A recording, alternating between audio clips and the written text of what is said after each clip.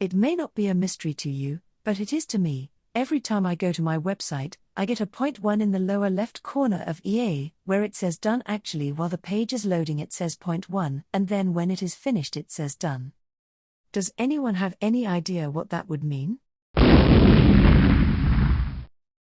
When you initially visit a web page, Internet Explorer may display different statuses or messages in the browser status bar to indicate the loading progress.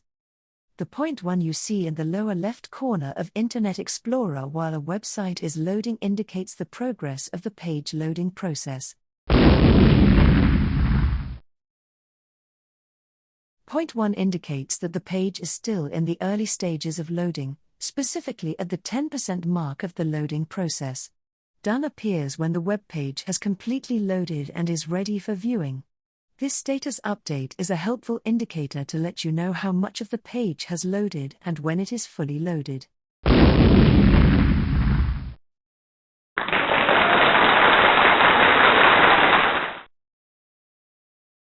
This concludes the EA mystery explanation.